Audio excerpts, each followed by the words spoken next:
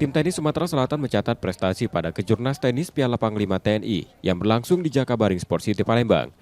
2 gelar juara dari kategori Hopman Junior dan Senior berhasil diraih, sekaligus mengantarkan Sumsel sebagai juara umum.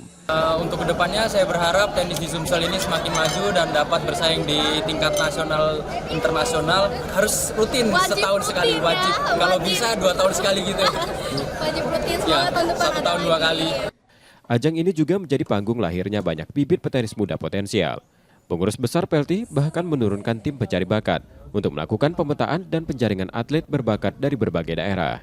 Menurunkan tim talent ya, dikomandoi oleh Mr. Frank ya, yang pelatih dari Belanda yang sudah dikontrak oleh PBPLT untuk menjadi talent. Jadi talent mapping dan talent scouting ini juga dilakukan oleh PBPLT dan ini suatu hal yang baru ya. Jadi turnamen ini juga mereka hadir untuk memantau atlet-atlet muda dan memang hari ini ternyata bibit-bibit baru semua yang muncul, jadi yang muda-muda yang juara ini. Menariknya, Kejurnas Tenis Piala Panglima TNI kali ini tercatat sebagai turnamen dengan hadiah terbesar dalam sejarah penyelenggaraannya, mencapai 700 juta rupiah.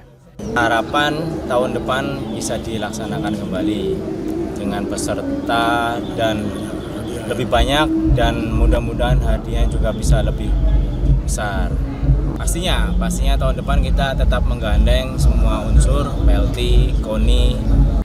Dengan antusiasme tinggi dari atlet maupun masyarakat Sumatera Selatan, diharapkan dapat menjadi tuan rumah rutin untuk Kejurnas Tenis di masa mendatang.